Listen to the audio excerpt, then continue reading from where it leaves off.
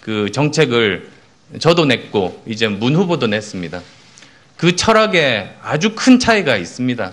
4차 산업혁명 시대 미래에 대비하는 그 정부의 운용 철학이 저는 이제는 정부는 민간에 최대한 자율성을 주고 정부는 지원해야 한다. 이고 문 후보는 정부가 끌고 가야 된다. 그래서 저는 공약이 뭐 무슨 차이가 있느냐고 말씀하시는 분은 그건 제대로 보지 못하시기 때문입니다.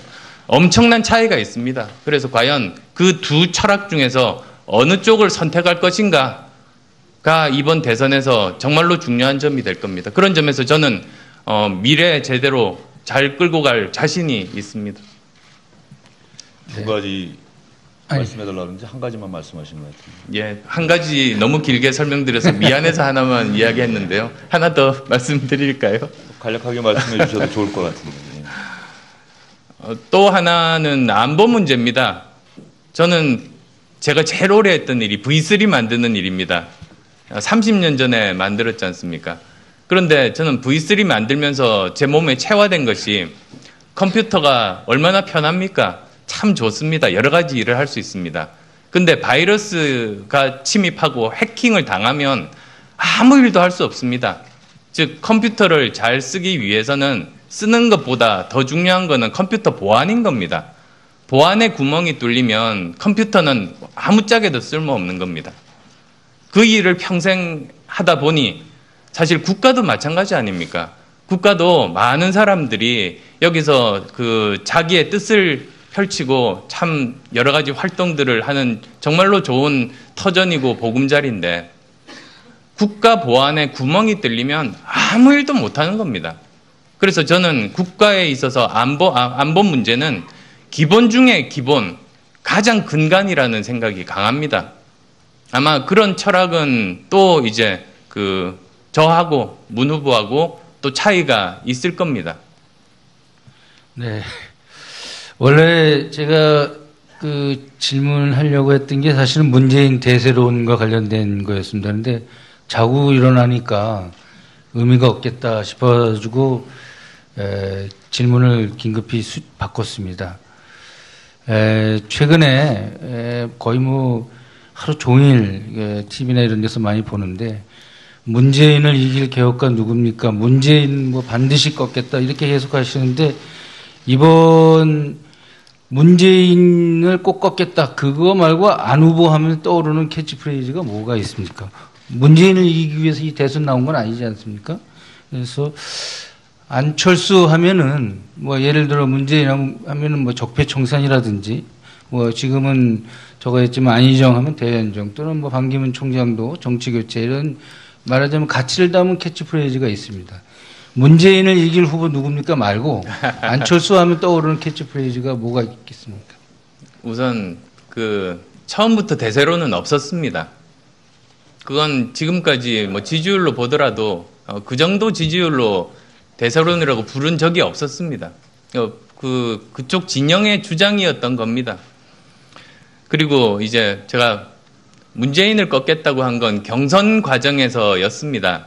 그래서 경선 과정에서의 그 구호인 거지, 그걸 이제 본선에서 제가 내세우지는 않습니다. 오히려 저는, 제가 가진 비전과 리더십이 더 낫다는 걸로 저는 선택받겠습니다. 아까 이제 미래에 대해서도 말씀을 드렸습니다만, 저는 이제는 우리나라가 상속자의 나라가 아니라 자수성가가 성공받고 인정받을 수 있는 나라가 되어야 된다고 생각합니다. 어제 이제 대선 후보로 선출된 첫날 저는 저희 집에서 이제 지하철을 탔습니다. 저는 서울시 노원구 상계동에서 삽니다. 대한민국의 많은 젊은이들이, 수도권에서 사는 많은 젊은이들이 처음 사회생활을 시작하는 곳입니다. 자수성가의 동네입니다. 저는 거기서 살고 있습니다. 그분들이 노력이 평가받고 인정받고 제대로 열심히 일을 하면 노후 걱정하지 않을 수 있는 사회가 저는 정상적이라고 생각합니다. 마음 선한 사람들이 마음 상처받지 않을 수 있는 나라가 그게 정상적인 나라 아닙니까? 저는 그런 나라 꼭 만들겠다는 각오로 정치를 시작했고 그 초심 지금도 똑같습니다.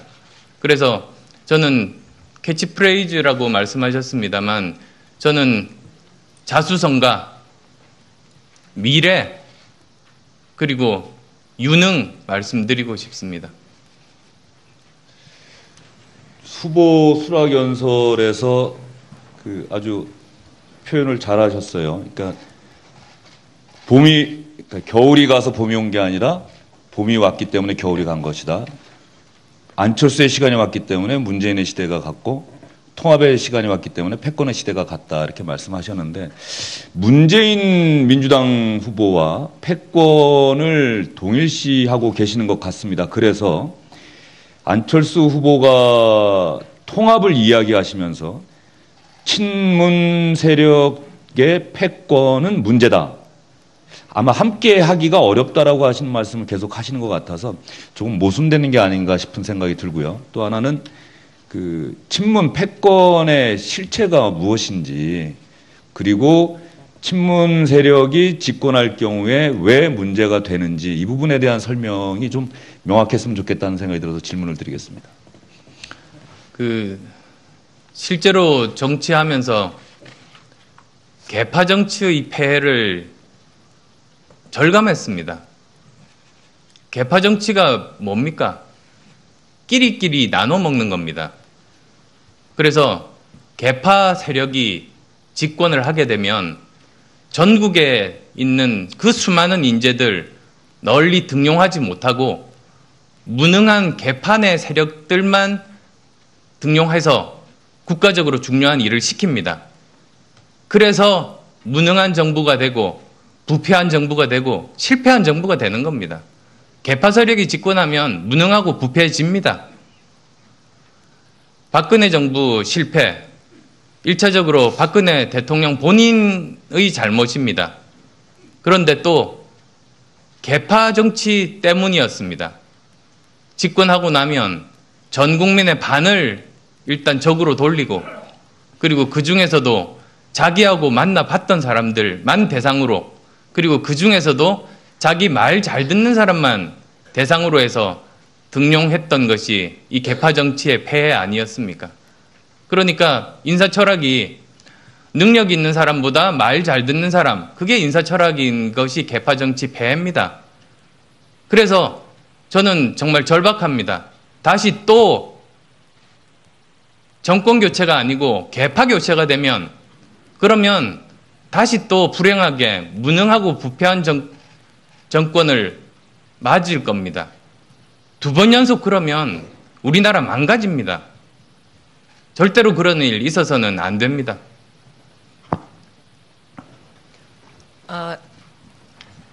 대선 이후 얘기를 좀 해보겠습니다. 이번에 대통령이 되신다고 해도 국민의당 현재 의석수가 40석이고 그래서 세력 기반이라든가 안 후보님 주변의 인력풀도 굉장히 얕다는 평가가 많은데 어떻게 국정 운영을 하실 건지 주변의 걱정과 지적들이 좀 있는 것 같은데요. 혹시 보관이 있으십니까? 오히려 저는 반대로 이제 여쭙고 싶은 부분이 박근혜 대통령이 당선될 때 150석 넘는 의석을 가지고 있는 정당 소속이었습니다. 과연 그러면 국정 운영이 매끄러웠는가? 통합의 정치를 했는가? 그렇지가 않습니다. 그래서 결국은 대통령 본인이 문제인 겁니다. 대통령 선거입니다. 국회의원 선거가 아닙니다. 그래서 과연 그 대통령 그 개인이 얼마나 통합의 리더십을 발휘할 수 있는 사람인가? 그게 정말로 중요합니다. 이번에는 국민의당이 집권해도 여소야대이고 민주당이 집권해도 여소야대입니다. 양적인 의원 숫자 차이가 있을지라도 질적으로는 차이가 없습니다. 그러면 과연 누가 그 개인이 얼마나 통합의 리더십을 발휘하는가 이제 그걸 국민들께서 이제 평가하실 겁니다. 그러나 국정이 그리고 인력풀까지 제가 말씀을 드리려고요. 그리고 인력풀들은 정말 우리나라에 좋은 인재들이 많습니다. 저도 여러 현장에서 일해봤지 않습니까? 저는 의학자였었고 그리고 IT 과학기술자였었고 벤처기업 경영자였었고 대학 교수였습니다. 이런 많은 실제 현장 경험을 제대로 해보면서 우리나라 5천만 명밖에 안 되는 이 규모에서 모든 분야마다 세계 탑 수준의 전문가들이 다 포진하고 있는 걸 봤습니다. 이 사람들이 대한민국의 문제를 풀 책임을 맡으면 그러면 대한민국 문제들은 지금보다는 훨씬 더 제대로 잘 풀 수가 있는 겁니다. 인재가 있습니다. 그래서 저는 그 섀도우 캐비넷에 대해서 지난번에 한번 질문을 받은 적이 있습니다. 그래서 제가 답변은 이랬습니다. 섀도우 캐비넷이 여러 가지 장점이 있습니다. 특히 이번에 그 인수위 기간이 없기 때문에 미리 준비한다는 측면에서는 좋은 측면이 있습니다. 그런데 이제 결정적인 단점 중에 하나는 그렇게 되면 자기 캠프 내에서 자기 편 중에서만 인재를 등용하는 오류에 빠질 수가 있지 않습니까? 그래서 저는 그랬습니다. 저는 상대편 캠프에서 치열하게 반대편에서 싸우던 사람도 이 문제를 푸는데 그 사람이 최적의 사람이라면 그 사람 등용해서 쓰겠습니다. 그랬습니다. 그게 통합의 정치고 다음 정부는 반드시 그게 필요합니다. 대한민국 전체를 인재풀이라고 보면 그러면 누구는 인재가 많고 누구는 인재가 적다. 그것도 일종의 옛날식의 편가르기 사고방식인 셈 아니겠습니까? 그러나 지금 현실 정치를 보면 집권당 40석이라는 거는 굉장히 대통령의 의지, 이것만 갖고는 해결될 수 없을 정도로 녹록치가 않습니다. 박근혜 전 대통령과 비교를 하셔서 제가 그럼 이렇게 반론을 한번 해보겠습니다. 국회 선진화법을 보더라도 150석은 50석밖에 모자라지 않지만 40석은 160석이나 모자란다는 게 얘기가 되는데요. 이렇게 되면 그 장관 한 분 임명하는 것, 그리고 법안 하나 통과하는 것 굉장히 어려울 수밖에 없는데 이게 과연 대통령의 의지라든가 협치 정신 이런 걸로만 풀어갈 수 있다고 보시는지 이 부분에 대한 또 생각이 있으시다면 말씀 부탁드리겠습니다. 오히려 120석이 있으니까 그냥 여소야대인 상태에서 자기들 편만 가지고 밀어붙이고 계속 그렇게 국회와 대치 상태에 놓일 수도 있습니다. 그건 개파 정치에 이제 이렇게 갇혀버리면 그런 상황이 전개될 수도 있습니다. 그 미국 대통령을 보면 끊임없이 여야를 넘나들면서 국회의원들 직접 전화로 또는 만나서 소통하고 설득합니다. 근데 이제 우리나라도 그럴 때가 됐습니다. 국회의원들 직접 만나서 이렇게 설득을 하면 지금 국회의원들 한 정당 내에서 당론을 통해서 함께 모든 사안들을 결정을 하다 보니까 결국은 편가르기가 되는 건데 저는 이제 우리나라 정치가 더 발전하기 위해서는 국회의원이 가지고 있는 원래 고유 권한 한 사람 한 사람이 헌법기관 아니겠습니까? 그 정신에 입각해서 한 사람 한 사람이 자기 소신대로 투표에 나서게 되면 훨씬 더 개혁할 수 있는 가능성들이 높다고 봅니다. 그게 또 국민의 요구고 저는 시대적인 역사의 흐름이라고 저는 생각합니다. 다당제 그리고 개개인들이 하나의 헌법기관으로서 본인 판단에 의해서 모든 일들을 처리하는 것 이런 정치 문화가 조금씩 만들어져야 되고 지금까지는 대통령이 당선된 사람들이 국회에 전혀 손 내밀지 않고 위에서 군림을 했었다면 저는 절대로 그러지 않겠습니다. 하나 보충 질문 드리겠습니다. 만에 하나 안 후보께서 대통령이 되면 아마 자연스럽게 정치권의 이합 집산도 생기고 정계 개편 일어날 수 있을 것 같은데 그럴 가능성까지 그럴 필요 없다라고 차단을 하시는 겁니까? 저는 인위적인 정계 개편은 시도하지 않겠습니다. 근데 사실 정치가 현실이지 않습니까? 예를 들어서 만약에 대통령이 당선을 하시면은 조각을 해야 되고요. 그 다음에 안 후보께서 제시하신 공약 중에서 새로운 정부에서 추진해야 될 무슨 개혁 법안도 있을 테고, 근데 국회에서 법안 통과는 아시다시피 과반이 있어야 됩니다. 의석 과반이 있어야 되고, 역시 장관 임명도 인사청문회라든지 이런 걸 거쳐야 됩니다. 현실적으로 40석으로는 이런 이 국정 운영을 하기에 무리인데. 그러면은 이 선거 기간 동안에 단일화라든지 연대를 안 하신다면은 선거 이후에 그 연정과 관련한 그 연정이라는 표현은 결국 그 과반 의석을 확보하기 위한 어떤 그런 그 법안 통과 과정에서 대통령 혼자서 그 의원들을 찾아다니면서 설득한다는 것은 사실은 미국 정치에서도 녹록지가 않습니다. 오바마도 사실은 그래서 많이 실패를 했는데 그거 말고 제도적으로 그 연정을 할 수 있는 그런 보관도 있습니까? 다음 정부는 어느 당이 집권해도 여소야대 아닙니까? 그래서 당연히 이제 선거에서 이제 집권한 당을 중심으로 해서 다른 당과 이제 그 정권 초기에 서로 치열하게 서로 협의가 일어날 겁니다. 그래서 제가 좀 넓은 의미에서 그래서 협치의 틀을 만들어야 한다고 말씀을 드렸습니다. 근데 뭐 그 중에서는 그 여러 가지 뭐 연정에 가까운 형태도 있을 테고 여러 가지 형태가 있을 겁니다. 안정된 그런 그 국정 운영을 해야만 된다는 국민들이 요구가 굉장히 높습니다. 거기에 따라서 저는 조속한 시일 내에 그런 부분들은 결론이 날 수 있으리라고 봅니다. 근데 이렇게 질문을 드려보겠습니다. 아까 그 탄핵 반대 세력과는 연대하지 않겠다라고 하면서 바른정당 유승민 후보에 대해서도 사실은 박근혜 정부를 박근혜 정부를 만든 사람이기 때문에 같이 연대하지 않겠다 그러고 사실은 문재인 후보와 관련해서는 패권주의 후보로 이렇게 배제를 시켰는데 선거가 끝났다고 해서 사실은 이렇게 그 배제됐던 정당이나 세력들하고 그 연정이 쉽게 되겠습니까? 저는 다음 정권을 꿈꾸면 안 된다고 말씀드렸습니다. 입법할 때 모든 정당들을 다 설득하는 거 아닙니까? 그래서 입법할 때 모든 정당들과 협의하고 설득하는 건 국회에서 너무나 당연하게 해야만 되는 일입니다. 그래서 그건 전혀 다릅니다. 민주당 후보 경선 과정에서 안희정 충남지사가 대연정 이야기했을 때 우리 안철수 후보께서는 어떤 생각을 하셨습니까? 좋은 아이디어라고 생각하셨습니까? 아니면은 좀 섣부른 아이디어라고 생각하셨습니까? 그 선거 전이라면 그건 섣부르다고 저도 제 의견을 밝혔습니다. 네, 섣부른 아이디어다.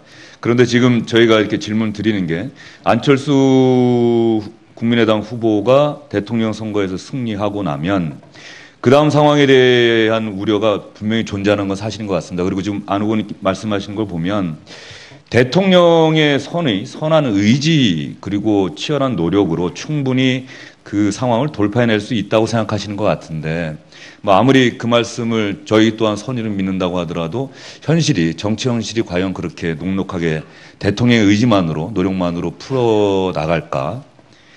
그런 면에서 보면 국민의당 40석이 된다고 하더라도 40석의 국민의당이 집권당이 됐을 경우에 뭐 협치를 하든 아니면 자연스럽게 정계 개편돼서 또 다른 정당으로 탈바꿈하든 한때 한 식구였던 민주당이 그래도 그나마 가장 가까운 협치의 대상이 될 수 있을까요? 아니면은 민주당 말고 그 다음으로 가장 많은 의석을 갖고 있는 자유한국당 집권해서는 안 되지만 협치할 수 있는 가능성이 있는 자유한국당이 그 다음 협치의 대상이 될 수 있을까요? 국민의당 중심으로 우리 당이 지향하고 있는 방향, 정책들을 밝히고 일단 거기에 동의하는 정당들이 협치의 대상이 되는 겁니다. 그런데 방향이 전혀 다르다면 사실은 굉장히 그건 어렵겠죠. 그리고 대통령이 당선된 사람은 이번에는 자신의 권한을 내려놔야 됩니다. 그리고 반드시 개헌해야 됩니다. 지금까지 9명의 대통령이 모두 다 불행했습니다. 그러면 그건 사람의 문제가 아닌 겁니다. 제도의 문제인 겁니다.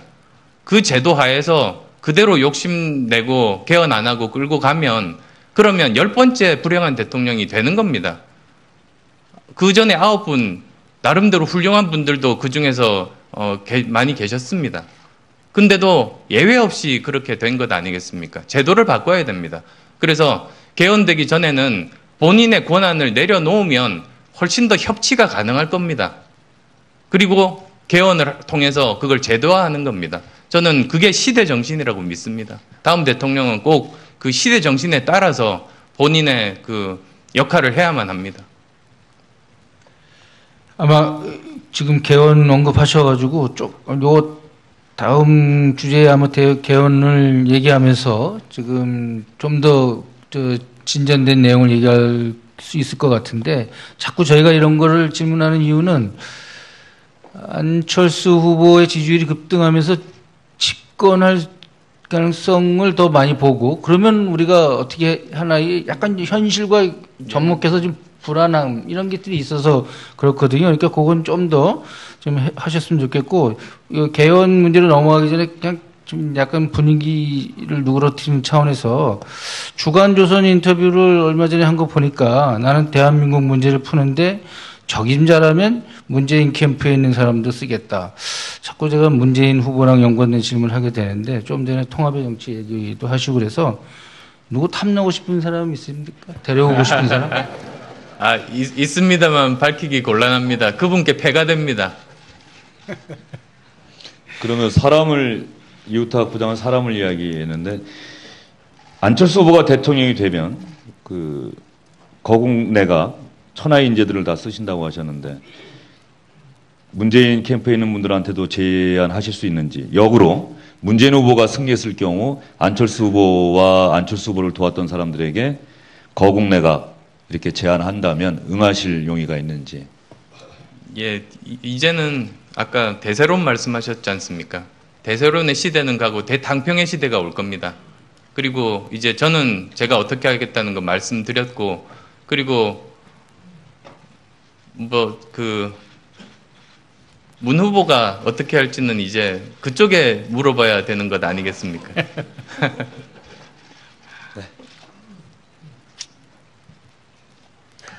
네, 그럼 다음은 정치 일반에 넘어가서 사면 문제에 대해서 좀 물어보도록 하겠습니다. 예. 사면 이야기 나오면 아마 안철수 후보께서 하실 말씀이 많을 것 같습니다. 뭐 이런저런 평가가 있었고 특히 문재인 캠프 민주당에서 강하게 비판을 하기도 했었죠. 노회찬 정의당 원내대표가 이런 얘기를 했습니다. 짜장면 집 앞에서 짜장면 먹고 싶다고 말하는 것이다. 그러면서 안철수 후보가 보수층에 일종의 추파를 보낸 것 아니냐 이런 평가까지 나왔습니다. 박근혜 전 대통령에 대한 사면 아직 수사 중이고 재판도 시작은 안 됐습니다. 그런데 많은 분들은 그 부분에 대해서 궁금해하고 있는 것 같습니다. 예, 재판이 시작되지도 않았습니다. 너무 앞서 나간 얘기입니다. 그리고 이제 제가 지금까지 정치한 과정들을 한번 살펴보면 아시겠습니다만 저는 이런 선택을 하고 이런 발언을 하면 이쪽 표를 많이 가져올 거라고 계산한 적이 한 번도 없습니다. 그건 자신 있게 말씀드릴 수 있습니다. 그건 국민들이 아십니다. 저 사람이 저렇게 행동한 것이, 저 정치인이 저렇게 행동한 것이 표를 얻으려고 진심이 아닌 이야기를 한 건지 아니면 나름대로 자기 소신에 의해서 한 건지 그건 모두 다 아십니다. 그래서 저는 제가 믿는 대로 저는 제 스스로 납득되는 이야기만 합니다.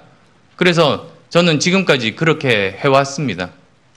사면을 그때 말씀하신 게 위원회에서 국민적 요구가 있다면 논의할 수 있다라고 말씀하셨던 것 같은데, 그러니까 사면을 제도적으로 사면위원회에서 모든 것을 결정하면 된다라고 보시는 건지 아니면 대통령이 어쨌든 우리 헌법상 사면 권한은 또 대통령에게도 있고요. 그 대통령의 의지는 전혀 반영 안 하시겠다는 말씀이십니까? 저는 그 2012년 대선 때부터 사실은 일관되게 이야기했습니다. 그때 기사도 한번 찾아보시면 나올 겁니다. 사면 권한이 남용되면 안 된다. 그 말씀입니다. 그리고 또 지금 위원회가 사실은 있습니다만 유명무실하지 않습니까? 그걸 정말로 실질적으로 작동할 수 있도록 만들자. 그건 저는 아주 오래전부터 지금까지 일관된 생각입니다. 네, 그럼 개헌 얘기를 좀 여쭤보겠습니다. 세월호 침몰 사건과 그다음에 박근혜 전 대통령 탄핵 이후에 사회 전반의 개혁에 대한 요구가 강해지고 특히 그 권력 구조 부분에서 제왕적 대통령제 폐해에 대한 지적들이 많이 되면서 개헌을 해야 된다라는 논란도 뜨겁게 일고 있었는데요. 안 후보께서는 일단 개헌에 대한 정확한 입장을 좀 여쭙고 싶고, 제가 이렇게 쭉 보니까 개헌에 대한 입장이 조금씩 바뀌셨더라고요. 그러니까 선거구제 개편 얘기를 먼저 하시고, 그러다가 탄핵되고 박 전 대통령 탄핵 이후에는 개헌에 대한 논의를 또 시작할 수 있다. 이렇게 조금씩 좀 변하신 것 같은데, 만약에 입장이 바뀌신 거라면 바뀐 그런 계기나 배경, 이런 설명도 좀 듣고 싶습니다. 저는 바뀐 적 없습니다. 지금도 그러니까 이제 부분이 기사화가 돼서 그런데요. 종합적으로 좋은 기회에 한번 말씀을 드리면, 일단 개헌 반드시 필요합니다. 이제는 바꿔야 됩니다. 그리고 가장 저는 현실 가능한 시기가 2018년 지방선거 때 함께 국민투표에 붙이는 것이라고 제가 가장 먼저 주장했습니다. 그리고 지금의 대선 후보 문 후보도 이제 제 생각에 동의를 해서 그때 하면 좋겠다고 이야기를 했습니다. 물론 본인이 개헌 의지가 있고 없고와는 별개입니다. 자, 이제 그렇게 밝혔습니다. 그런데 이 개헌에 앞서 또는 동시에 진행되어야만 하는 것이 바로 선거구제 개편입니다. 지금은 다당제입니다만 제도적으로 불안정합니다. 이대로 하다가 잘못하면 다시 양당제로 돌아갈 수 있습니다. 우리나라 국회의원 선거구제 특성 때문입니다. 따라서 이제는 시대의 흐름인 국민들의 요구인 다당제를 정착시키려고 하면 바로 이 선거구제 개편을 해야만 됩니다. 그런데 선거구제 개편하지 않고 개헌만 하고 권력구조를 바꾸면 그러면 양당 중진들에게 권력을 몰아주는 꼴이 돼버립니다. 저는 그건 있을 수 없다고 봅니다. 그래서 저는 선거구제 개편 없는 개헌은 있을 수 없다는 입장입니다. 그래서 반드시 사실은 이상적으로는 선거구제 개편이 먼저 되고 그 다음에 개헌이 되거나 아니면 거의 동시에 꼭 이루어져야 합니다. 선거구제 개편 없는 개헌은 저는 또 그거는 오히려 부작용이 더 크다는 말씀을 드리겠습니다. 바람직한 권력 구조는 어떻게 보십니까? 지금 이야기되고 있는 권력 구조가 세 가지가 있지 않습니까? 일단은 의원 내각제, 그리고 권력 축소형 대통령제, 그 다음에 둘을 어느 정도 합친 이원 집정부제가 있습니다. 그런데 그 중에서 지금 현재 우리나라 현실에는 의원 내각제는 시기상조다라고 생각합니다. 왜 그러냐면 국민들이 일단은 저는 받아들이지 않는다고 봅니다. 국민들이 지금 현재 신뢰도가 굉장히 낮습니다. 이런 상황에서는 아마 국민들께서 받아들이기 어려울 겁니다. 그리고 또 국회도 지금 다당제가 다시 새롭게 정착된 지 1년도 되지 않았습니다. 좀 더 이것이 제도적으로 안착하고 서로 협치의 경험이 쌓여야만 됩니다. 문화가 정착이 돼야 됩니다. 그 다음에 다시 고려해 볼 수 있습니다만 지금은 아니라는 말씀 드립니다. 그러면 남은 것이 이제 권력 축소형 대통령제 내지는 이제 이원 집정부제인데 저는 둘 다 가능성은 열어놓고 있습니다. 결국은 개헌할 수 있는 헌법 발의권은 국회에 있지 않습니까? 그래서 지금 현재 국회에서 개헌 특위에서 논의하고 있으니까 이제 거기를 통해서 여러 가지 의견들을 모으고 논의하는 것이 바람직하다고 봅니다. 개헌 논의의 원활한 촉진을 위해서 대통령의 임기를 단축하는 이런 부분에도 안 후보께서 찬성하십니까? 임기 단축은 권력 구조가 결정된 그 이후의 일입니다. 만약에 권력 축소형 대통령제라고 하면 임기에 대해서는 다시 논의를 해봐야 됩니다. 4년제로 할 건지 5년 그대로 할 건지 3년으로 할 건지. 그 다음에 또 이원 집정부제로 하려면 그러면 국회의원 선거와 시기를 맞추는 것이 중요하지 않습니까? 그러면 거기에 따라서 또 임기가 정해집니다. 따라서 우선은 지금 임기 단축 이야기 이전에 둘 중에서 어떤 권력 구조를 할 것인지를 정해야 그 다음 논의가 가능합니다. 이 논의 없이 그냥 후순위에 있는 뒤에 있는 것만 이렇게 논의가 된다는 것 자체가 비정상적인 논의입니다. 의지를 여쭤보는 건데요. 예를 들어서 그 개헌론의 촉진을 위해서 현직 대통령의 임기를 좀 단축하는 이런 그 요구가 국회나 개헌론자들 쪽에서 제기가 될 경우에 안 후보님께서는 거기에 대해서 어떻게 생각하시냐? 그러니까 그것들 모두 다 권력 구조를 어떤 형태로 할 것인가에 따라서 달라진다는 말씀드립니다. 근데 뭐 예를 들면 권력 구조가 정해지고 순리에 따라서 그 임기가 정해질 것 아니겠습니까? 근데 뭐 그것에 대해서 나는 받아들일 수 없다고 그렇게 밀고 당기고 그런 일은 생기지 않을 겁니다.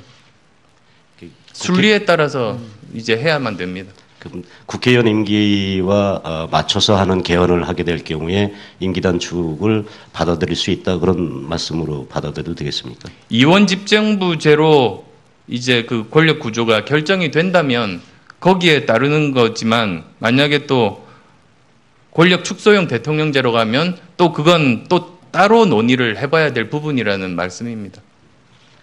임기는 다 채우시고 싶으신 건가요?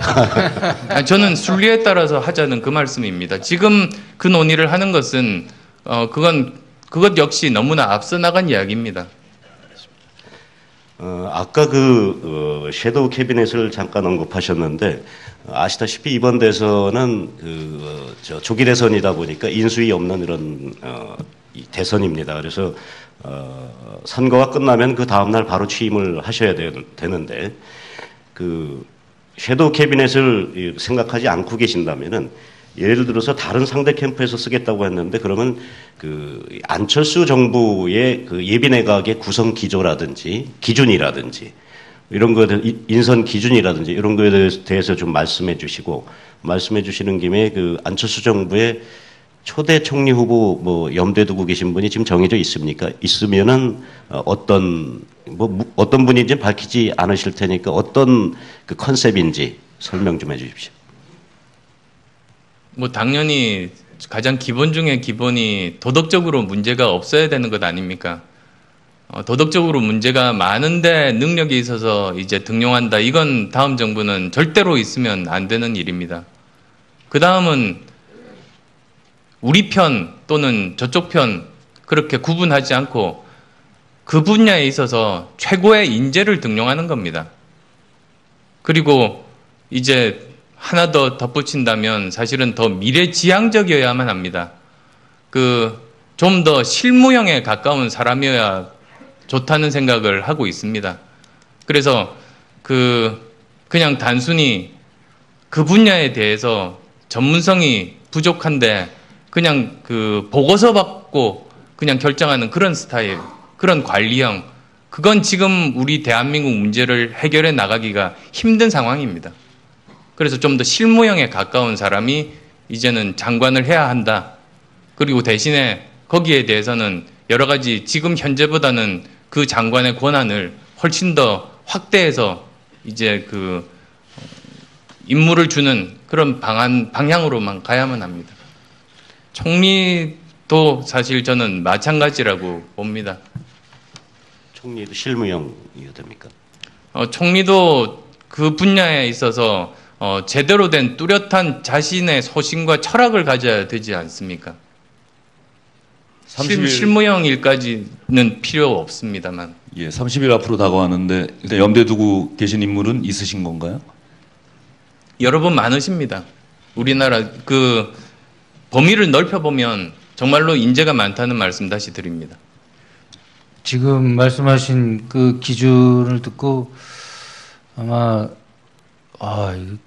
힘을 받는 분들도 아마 있을 것 같고 나는 아니네 뭐 이렇게 생각하는 분들도 있을 것 같고 그렇습니다. 조금 얘기하는 범위를 좀 줄여서 청와대로 한번 가보겠습니다. 청와대 생활. 왜 이 질문을 드리는지 아마 함축적으로 느낌이 팍 오실 겁니다. 박근혜 대통령을 생각하면 관저 생활 또 뭐 여러 우리를 많이 생각하게 하는 그 부분인데 너무 무겁게 제가 여쭤보진 않겠습니다. 만약에 집권하셔가지고 청와대에 들어가신다면 저녁 시간은 어떻게 보내시겠습니까? 저녁 시간도 지금과 마찬가지 아니겠습니까? 그 시간도 사실은 일하는 시간 아닙니까? 함께 적절한 그 당시에 꼭 필요한 분들과 함께 저녁 식사 같이 하면서 논의하는 자리가 돼야만 됩니다. 그렇다면 전화로 이렇게 지시하거나 대면 뭐 이렇게 꼭 필요합니까? 뭐 이런 질문까지 나올 정도의 상황이 있는데 그런 현상은 앞으로 안 후보께서 집권하시면 절대 없을 거라고 믿어도 되겠습니다. 예, 절대로 없을 겁니다. 저는 오히려 뭐 여러 가지 사실은 일을 했다고 말씀드렸습니다. 저는 회사도 해봤고, 그 다음에 대학 교수로서 대학원도 행정 경험을 해봤고, 그리고 정당 대표로서 또 일을 해봤습니다. 근데 저는 사실은 제일 좋은 게 대면에서 이야기를 나누는 겁니다. 전화를 하면 아무래도 뭐라고 합니까? 제대로 좀 의사가 전달되지 않는 경우들도 있지 않습니까? 저는 사실은 그래서도 오히려 대면해서 서로 의논하고 논의하는 걸 훨씬 더 선호합니다. 그건 옛날에 저 일하는 스타일이 그랬었습니다. 그래서 저 같으면 회사에서 CEO인데도 실무자 자리에 직접 찾아가서 거기서 회의를 하고 현장에서 회의를 하고 그랬었습니다. 뭐 대학 행정할 때도 마찬가지고 그랬습니다. 예, 문재인 후보 얘기 잠깐만 하나만 더 하겠습니다. 문재인 후보는 말하자면 광화문 정부청사로 청와대 이전을 약속을 했습니다. 그 필요가 있나요? 공감하시나요? 저는 그건 너무 나간 거 아닌가 싶습니다. 그러면 아마 여러 가지 또 뭐 장점도 있겠습니다만 저는 단점이 훨씬 더 문제점이 더 많을 수 있다고 봅니다. 오히려 당장 금방 할 수 있는 일로는 지금 청와대 비서동 바로 부근 또는 바로 옆 아니면 같은 건물에 집무실을 설치해서 우리가 이제 웨스트 윙에서 보듯이 그렇게 바로바로 여러 참모진들과 논의할 수 있는 구조를 만드는 게 그게 더 현실 가능성이 높고 그게 훨씬 더 장점이 많은 방법이라고 생각합니다. 안철수 후보가 대통령이 되면은 청와대 바로 재건축 들어가는 거겠네요. 그러면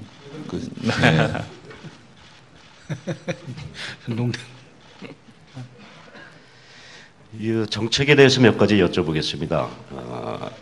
이 질문에 대해서는 이 공학도처럼 분명하게 좀 답변을 해주십시오.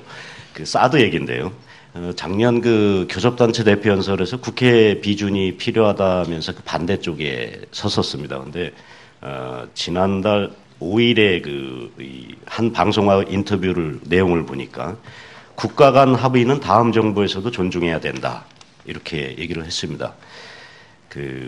지금 여전히 국민의당의 당론은 사드 배치 반대인데 후보하고 당의 입장이 다른 겁니까? 그리고 또 그렇다면은 사드 배치에 단도직입적으로 찬성하시는 겁니까? 반대하시는 겁니까? 저는 지금 이제 다음 대통령은 말씀드렸듯이 사드 배치 제대로 해야 합니다. 그리고 중국 정부를 설득하는 게 저는 다음 정부의 가장 중요한 일 중에 하나라고 봅니다. 중국 정부가 대한민국과 정말 수천 년간 사실 이웃 나라였었지 않습니까? 그동안에 수천 년 동안 좋은 때도 있었고 나쁜 때도 있었습니다. 지난 25년간이 어쩌면 이 한중 역사상 가장 좋은 관계에 있었던 기간이 아닌가 싶습니다. 양쪽 다 서로 진정한 친구가 되고 싶어 했습니다. 그리고 저는 앞으로도 그 관계가 지속되기를 바랍니다.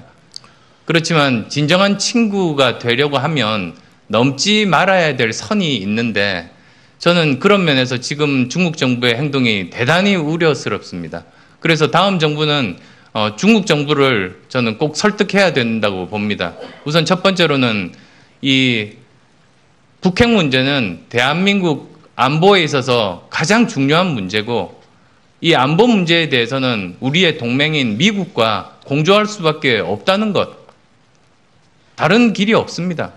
그 다음에 또 두 번째로는 한반도가 북핵 문제 때문에 불안정해지면 그건 중국 국익에도 해가 된다는 거.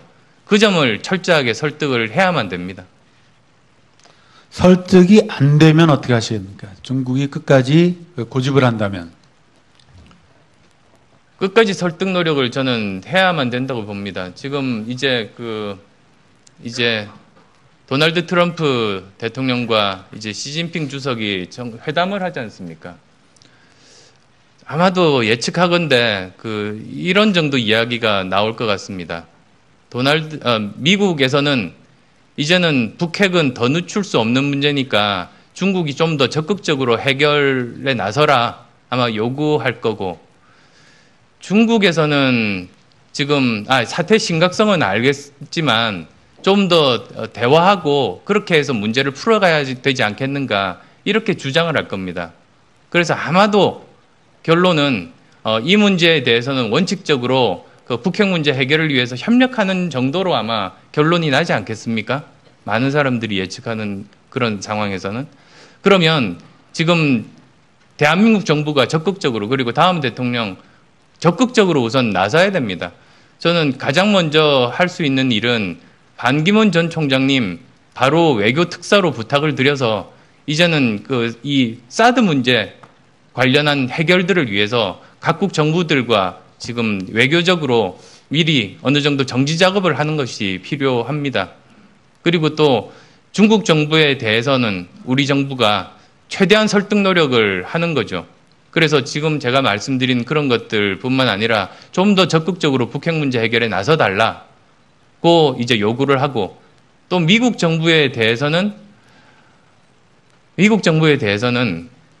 절대로 전쟁은 안 된다. 그리고 우리가 이제 당사국이니까 정말로 이런 문제들에 관해서는 꼭 우리와 함께 협의를 해야만 한다. 그것을 전달하는 게 가장 초기에 가장 중요한 부분들이라고 생각합니다. 중요한 방향입니다. 예, 지금 답변하시는 거 들어보니까 아까 문재인 후보보다 미래와 안보 분야는 적어도 내가 낫다고 말씀하셨던 그 말씀이 기억이 나는데요. 지금 미국과 중국 이야기하고 있습니다. 안철수 후보가 집권할 경우 안철수 정부 대외 정책의 무게중심은 미국이 될까요? 중국이 될까요?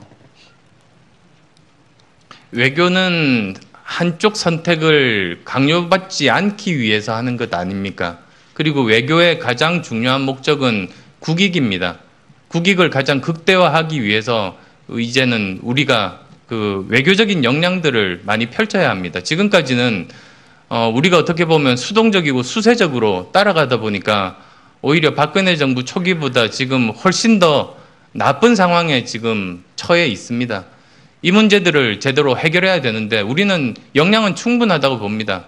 우리는 예전처럼 정말 약소국이 아니라 이제는 매력적인 중견국가 아닙니까?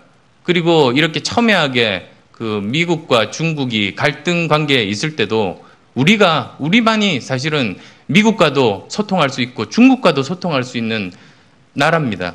이 장점을 적극적으로 활용해서 우리가 중재 노력을 하면서 주도적으로 풀어나간다면 우리에게 있어서 외교적인 그 공간은 훨씬 더 넓어질 수 있다. 우리 하기 나름이라고 생각합니다. 집권하시면은 북한과 지금 남북대화가 창구가 전부 막혀 있습니다.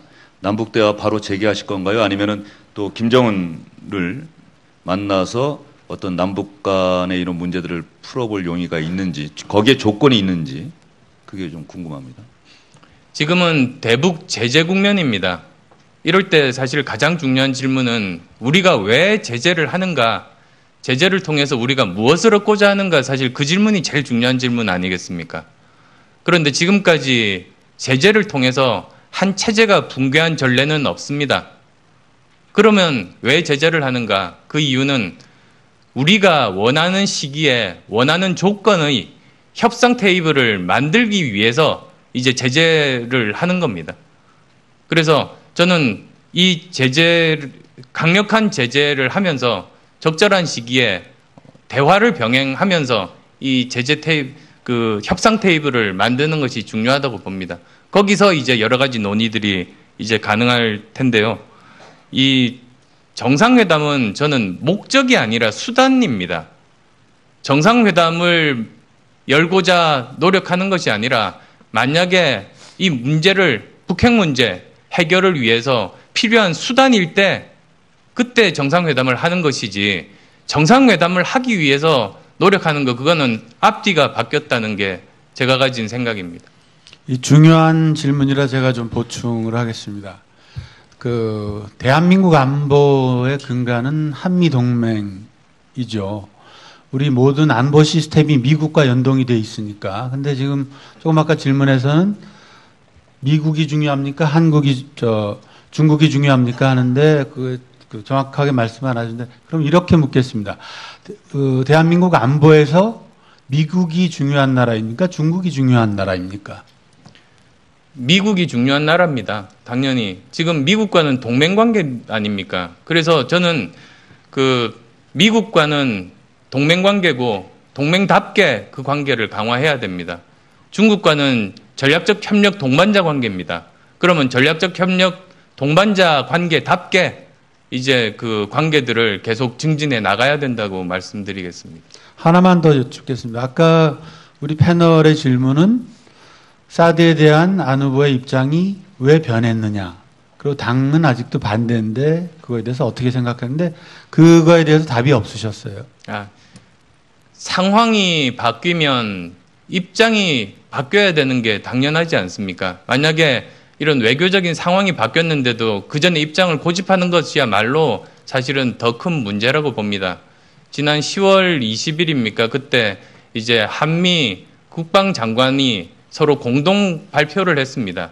저는 그 시기 전후해서 이것은 이제는 국가 간에 서로 합의이고 합의가 확실하게 이제 그 공동 발표를 통해서 이제 된 것이고 그렇게 되면 다음 정부는 국가 간의 합의는 존중해야만 한다. 그게 외교의 기본이라고 봤기 때문에 저는 이제 그렇게 말씀을 드리고 있습니다. 그리고 이제는 대선 기간입니다.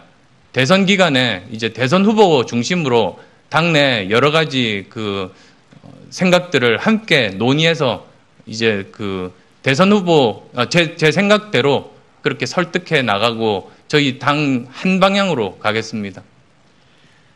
시급한 문제 하나 여쭤보겠습니다. 그저께인가요? 일본으로 돌아갔다가 85일 만에 돌아온 나가미네 주한일본 대사가 탄핵 국면이고 한데 이 황교안 대통령 권한대행 면담 신청을 했습니다. 그래가지고 아마 이게 외교적으로 좀 이례적이고 원래 카운터파트는 외교 차관 또는 어떨 땐 차관본데 형식도 그렇지만 또 내용 면에서도 위안부 합의 이행하라는 입장, 일본 측 입장을 통보랄까 설득하려고 한다고 합니다. 이 일본 측 처사가 어떻습니까? 이렇게 이해가 되십니까? 혹시 나가미네 대사가 안 후보 뵙고 그런 행위를 하신다면 어떻게 하시겠습니까? 차제 위안부 합의에 대한 입장은 어떻습니까? 제일 먼저 사실은 위안부 합의 문제부터 말씀드리면 제일 먼저 해야 될 일이 한국 정부가 과연 소녀상에 대해서 다른 이면에 합의가 있었는지 만약에 있었다면 그 내용이 무엇인지 밝혀야 됩니다. 그리고 이제 이 합의는 지금 생존자들이 살아계시는 문제 아닙니까? 생존자분들의 어떠한 의견 수렴이나 또는 소통 없이 국가가 일방적으로 지금 이걸 한 겁니다. 그래서 저는 이제 다음 정부에서는 이 위안부 할머님들과 상의해서 이분들의 의사가 반영되게 고쳐야 합니다.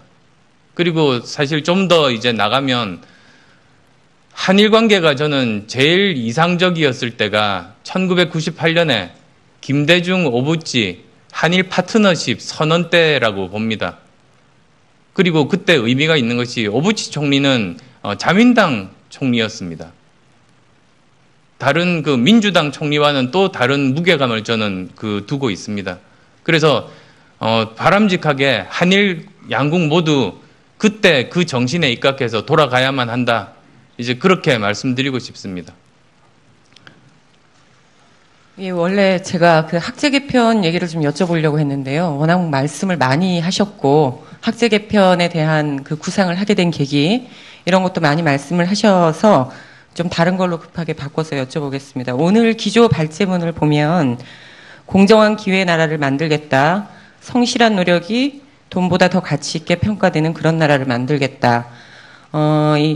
그런 의미에서 보면 이제 최저임금 문제는 그 지금 후보님께서 생각하시는 이런 구상을 좀 어떻게 현실화할 것인지에서 중요한 문제라고 생각하는데요. 혹시 지금 최저임금이 얼마인지 알고 계십니까? 6,470원입니다. 예. 작년보다 8% 정도 올랐습니다. 정확하게 7.3%에 예. 올랐죠. 지금 그러면 문재인 후보 같은 경우에 또 다른 후보들도 최저임금 1만 원에 이르기까지 인상 속도를 높이겠다고 약속을 했는데요. 안 후보님께서는 좀 어떻게 최저임금 인상 문제를 좀 실행해 나가실 계획이신지. 저는 점진적으로 올리는 것이 옳다는 입장입니다. 그리고 그러면 이제 2022년 정도 되면 10,000원 정도에 이제 도달하는 것이 그것이 적절하다고 보고 있습니다. 근데 사실 저는 최저임금 이야기가 나올 때마다 더 큰 문제가 최저임금이 법으로 규정되어 있는데도 그것보다 못 받고 있는 사각지대 문제를 함께 해결하도록 노력하는 것이 중요하다는 말씀을 드리고 싶습니다. 지금까지 아마 최저임금이 높아질수록 이 사각지대는 더 커질 겁니다.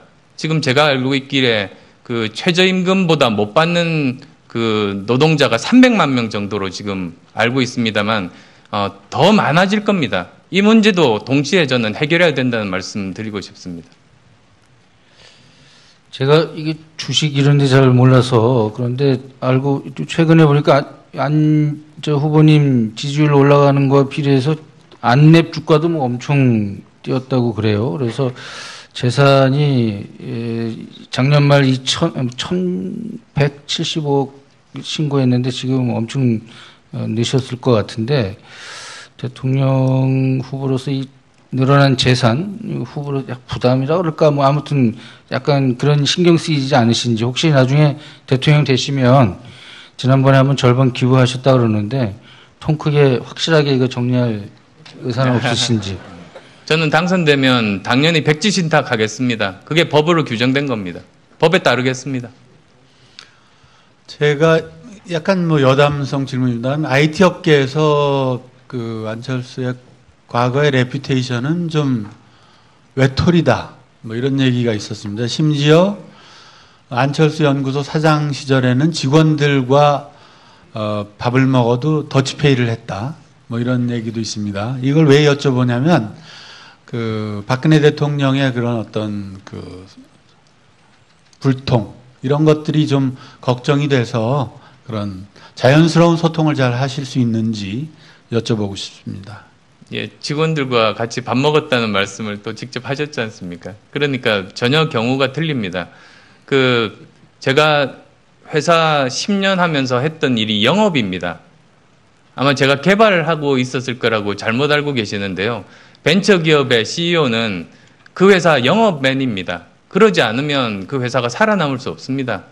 저는 10년 동안 영업했고 청춘 콘서트 통해서 수많은 젊은이들 만났고 그랬었습니다. 뭐 그 말씀이 이미 증거가 될 것 같습니다. 아니 그 직원들과 하실 때 더치페이를 하셨는지 좀 그걸 말씀해 주실 수 없나요? 그게 경우에 따라서 그럴 때도 있었고 아닐 때도 있었습니다. 그러니까 이제 사적으로 먹을 때와 그리고 뭐 회식할 때는 또 틀리지 않습니까? 회식할 때는 뭐 당연히 직원들이 돈 내는 건 회식이 아니니까요. 직원들이 조금 섭섭할 때도 있었겠군요. 김영란법 연습을 미리 하신 거. 그 호사다마라고 할까요? 안 좋은 질문 하나 좀 드리겠습니다. 지난달 그 광주 경선에서 그 선거인단을 모집하고 투표소까지 그 왕복 교통편을 제공한 혐의로 지금 국민의당 관계자 2명이 검찰에 고발돼 있고 오늘 아침 소식을 들어보니까 검찰에서 본격적으로 수사에 나섰다고 이렇게 보도가 됐습니다.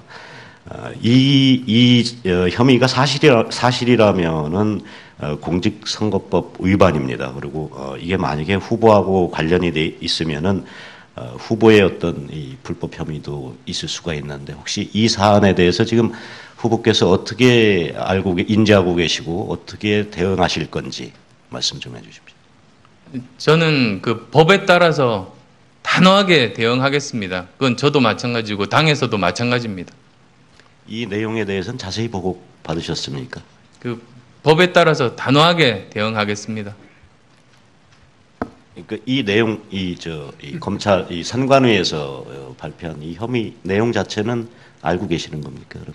저는 자세하게는 모릅니다만 법에 따라서 단호하게 대응하겠습니다.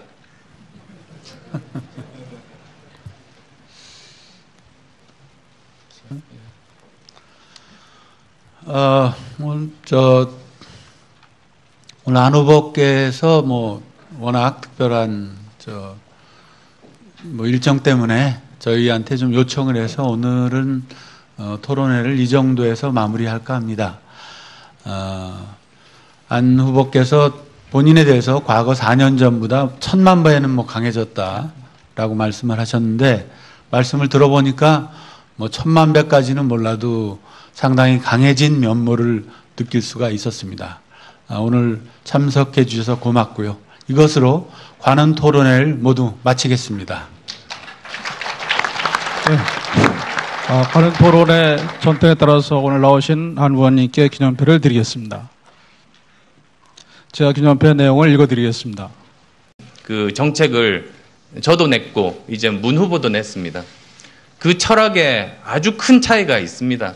4차 산업혁명 시대 미래에 대비하는 그 정부의 운용 철학이 저는 이제는 정부는 민간에 최대한 자율성을 주고 정부는 지원해야 한다. 이고 문 후보는 정부가 끌고 가야 된다. 그래서 저는 공약이 무슨 차이가 있느냐고 말씀하시는 분은 그건 제대로 보지 못하시기 때문입니다. 엄청난 차이가 있습니다. 그래서 과연 그 두 철학 중에서 어느 쪽을 선택할 것인가가 이번 대선에서 정말로 중요한 점이 될 겁니다. 그런 점에서 저는 미래에 제대로 잘 끌고 갈 자신이 있습니다. 두 가지 말씀해달라고 하는데 한 가지만 말씀하시는 것 같아요. 예, 한 가지 너무 길게 설명드려서 미안해서 하나만 이야기했는데요. 하나 더 말씀드릴까요? 간략하게 말씀해 주셔도 좋을 것 같은데. 또 하나는 안보 문제입니다. 저는 제가 제일 오래 했던 일이 V3 만드는 일입니다. 30년 전에 만들었지 않습니까? 그런데 저는 V3 만들면서 제 몸에 체화된 것이 컴퓨터가 얼마나 편합니까? 참 좋습니다. 여러 가지 일을 할 수 있습니다. 근데 바이러스가 침입하고 해킹을 당하면 아무 일도 할 수 없습니다. 즉 컴퓨터를 잘 쓰기 위해서는 쓰는 것보다 더 중요한 것은 컴퓨터 보안인 겁니다. 보안의 구멍이 뚫리면 컴퓨터는 아무짝에도 쓸모없는 겁니다. 그 일을 평생 하다 보니 사실 국가도 마찬가지 아닙니까? 국가도 많은 사람들이 여기서 그 자기의 뜻을 펼치고 참 여러 가지 활동들을 하는 정말로 좋은 터전이고 보금자리인데 국가 보안에 구멍이 뚫리면 아무 일도 못하는 겁니다. 그래서 저는 국가에 있어서 안보 문제는 기본 중에 기본, 가장 근간이라는 생각이 강합니다. 아마 그런 철학은 또 이제 저하고 문 후보하고 또 차이가 있을 겁니다. 네. 원래 제가 질문하려고 했던 게 사실은 문재인 대세론과 관련된 거였습니다. 그런데 자고 일어나니까 의미가 없겠다 싶어가지고 질문을 긴급히 바꿨습니다. 최근에 거의 하루 종일 TV나 이런 데서 많이 보는데 문재인을 이길 개혁가 누굽니까? 문재인 반드시 꺾겠다 이렇게 해석하시는데 이번 문재인을 꼭 꺾겠다 그거 말고 안 후보 하면 떠오르는 캐치프레이즈가 뭐가 있습니까? 문재인을 이기기 위해서 이 대선 나온 건 아니지 않습니까? 그래서 안철수 하면은 예를 들어 문재인 하면은 적폐청산이라든지 지금은 저거 했지만 안희정 하면 대연정 또는 반기문 총장도 정치교체 이런 말하자면 가치를 담은 캐치프레이즈가 있습니다. 문재인을 이길 후보 누굽니까 말고 안철수 하면 떠오르는 캐치프레이즈가 뭐가 있겠습니까? 우선 처음부터 대세로는 없었습니다. 그건 지금까지 뭐 지지율로 보더라도 그 정도 지지율로 대세론이라고 부른 적이 없었습니다. 그쪽 진영의 주장이었던 겁니다. 그리고 이제 제가 문재인을 꺾겠다고 한 건 경선 과정에서였습니다. 그래서 경선 과정에서의 그 구호인 거지, 으로 해서 등용했던 것이 이 개파 정치의 폐해 아니었습니까? 그러니까 인사 철학이 능력 있는 사람보다 말 잘 듣는 사람, 그게 인사 철학인 것이 개파 정치 폐해입니다. 그래서 저는 정말 절박합니다. 다시 또 정권 교체가 아니고 개파 교체가 되면, 그러면 다시 또 불행하게 무능하고 부패한 정권을 맞을 겁니다. 2번 연속 그러면 우리나라 망가집니다. 절대로 그런 일 있어서는 안 됩니다.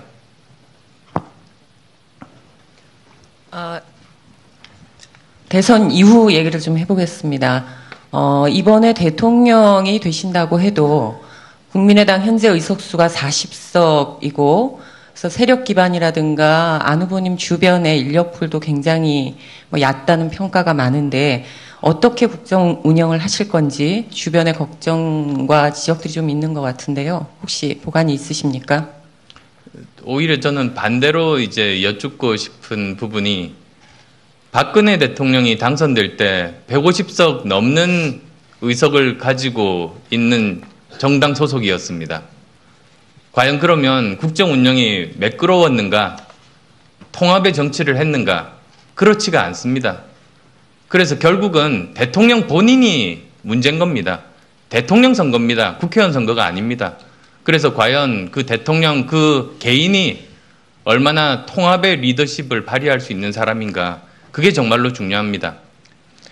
이번에는 국민의당이 집권해도 여소야대이고 민주당이 집권해도 여소야대입니다. 양적인 의원 숫자 차이가 있을지라도 질적으로는 차이가 없습니다. 그러면 과연 누가, 그 개인이 얼마나 통합의 리더십을 발휘하는가, 이제 그걸 국민들께서 이제 평가하실 겁니다.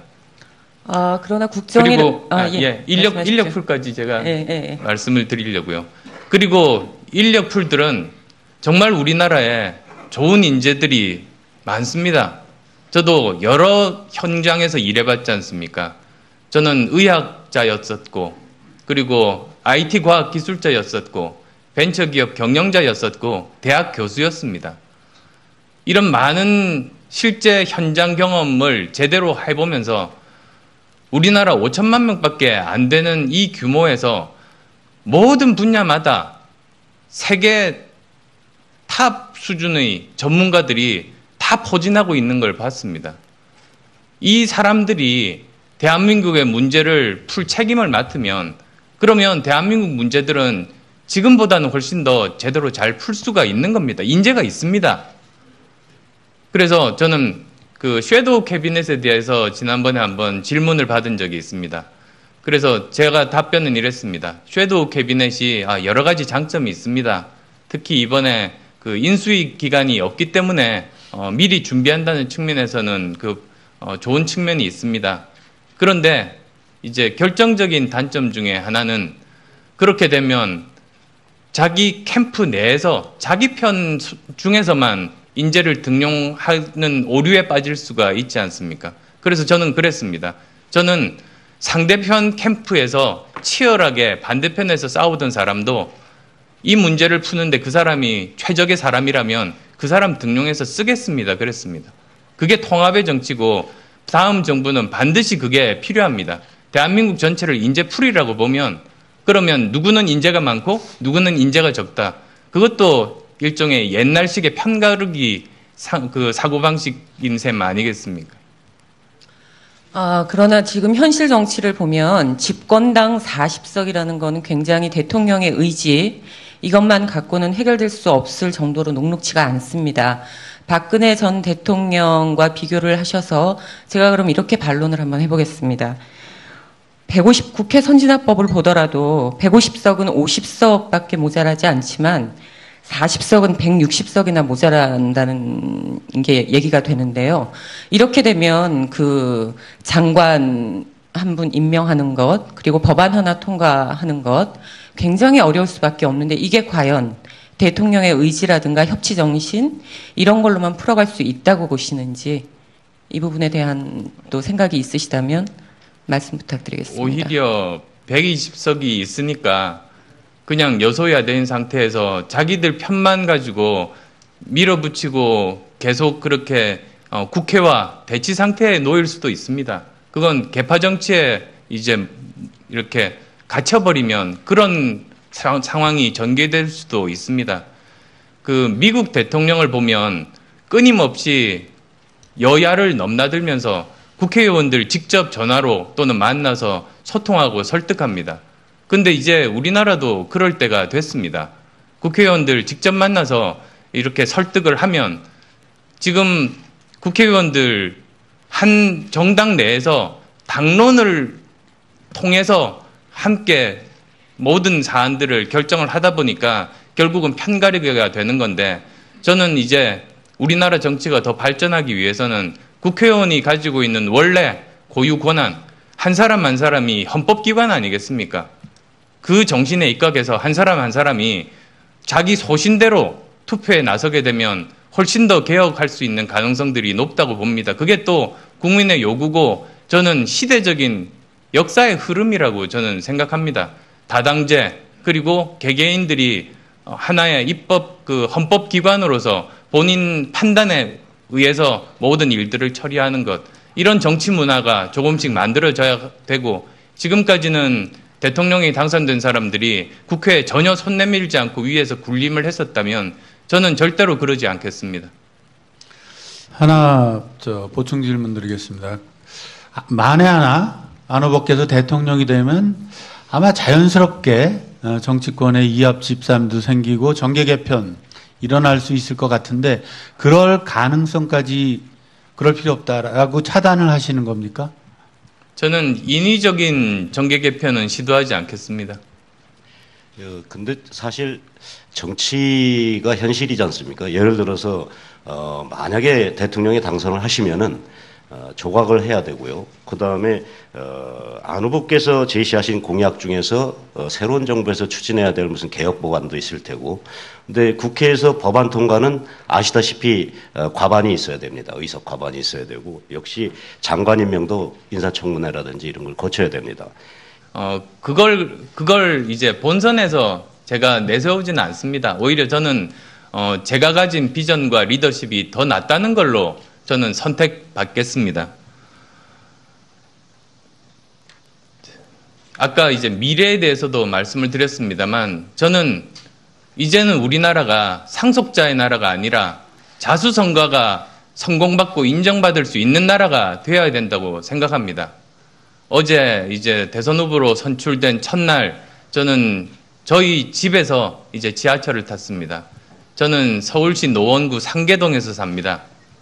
대한민국의 많은 젊은이들이 수도권에서 사는 많은 젊은이들이 처음 사회생활을 시작하는 곳입니다. 자수성가의 동네입니다. 저는 거기서 살고 있습니다.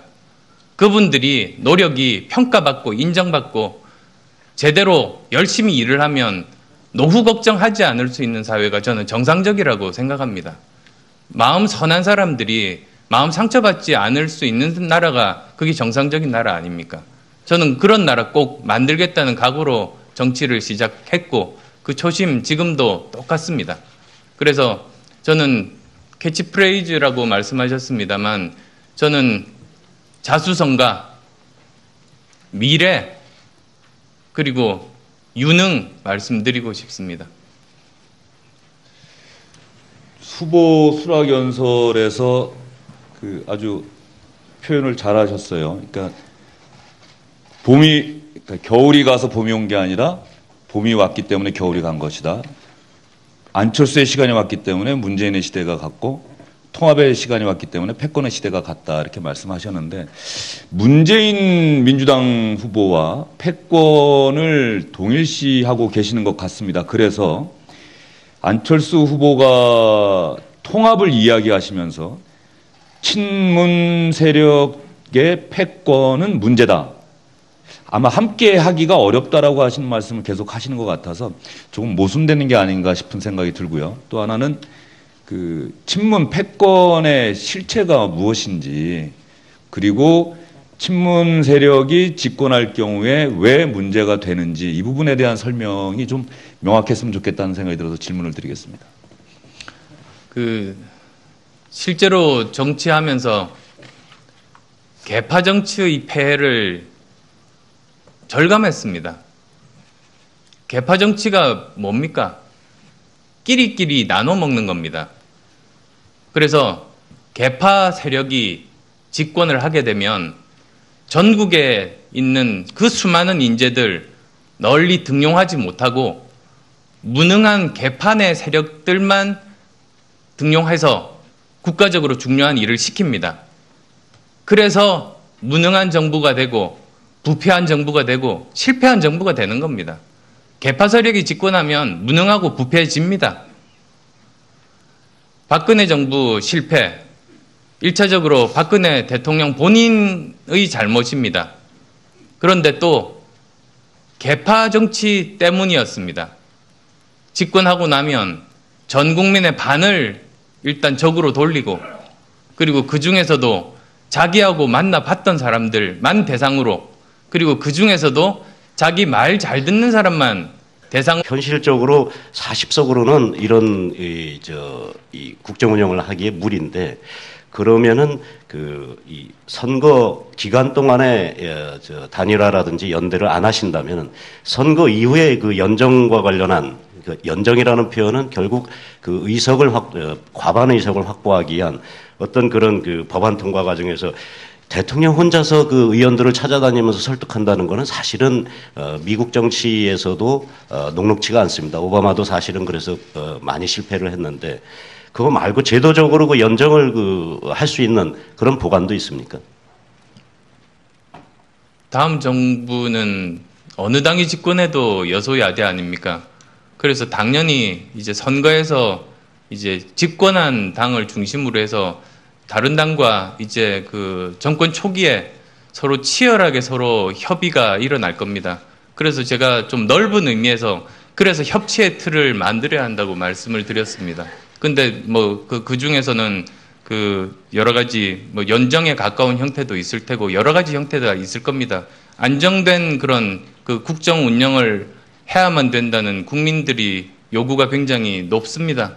거기에 따라서 저는 조속한 시일 내에 그런 부분들은 결론이 날 수 있으리라고 봅니다. 근데 이렇게 질문을 드려보겠습니다. 아까 그 탄핵 반대 세력과는 연대하지 않겠다라고 하면서 바른정당 유승민 후보에 대해서도 사실은 박근혜 정부를 박근혜 정부를 만든 사람이기 때문에 같이 연대하지 않겠다 그러고, 사실은 문재인 후보와 관련해서는 패권주의 후보로 이렇게 배제를 시켰는데, 선거가 끝났다고 해서 사실은 이렇게 그 배제됐던 정당이나 세력들하고 그 연정이 쉽게 되겠습니까? 저는 다음 정권을 꿈꾸면 안 된다고 말씀드렸습니다. 입법할 때 모든 정당들을 다 설득하는 거 아닙니까? 그래서 입법할 때 모든 정당들과 협의하고 설득하는 건 국회에서 너무나 당연하게 해야만 되는 일입니다. 그래서 그건 전혀 다릅니다. 민주당 후보 경선 과정에서 안희정 충남지사가 대연정 이야기했을 때 우리 안철수 후보께서는 어떤 생각을 하셨습니까? 좋은 아이디어라고 생각하셨습니까? 아니면은 좀 섣부른 아이디어라고 생각하셨습니까? 그 선거 전이라면 그건 섣부르다고 저도 제 의견을 밝혔습니다. 네, 섣부른 아이디어다. 그런데 지금 저희가 이렇게 질문 드리는 게 안철수 국민의당 후보가 대통령 선거에서 승리하고 나면 그 다음 상황에 대한 우려가 분명히 존재하는 건 사실인 것 같습니다. 그리고 지금 안 의원이 말씀하시는 걸 보면 대통령의 선한 의지 그리고 치열한 노력으로 충분히 그 상황을 돌파해낼 수 있다고 생각하시는 것 같은데, 뭐 아무리 그 말씀을 저희 또한 선의를 믿는다고 하더라도 정치 현실이 과연 그렇게 녹록하게 대통령의 의지만으로 노력만으로 풀어나갈까? 그런 면에서 보면 국민의당 40석이 된다고 하더라도 40석의 국민의당이 집권당이 됐을 경우에 뭐 협치를 하든 아니면 자연스럽게 정계 개편돼서 또 다른 정당으로 탈바꿈하든 한때 한식구였던 민주당이 그래도 그나마 가장 가까운 협치의 대상이 될 수 있을까요? 아니면은 민주당 말고 그 다음으로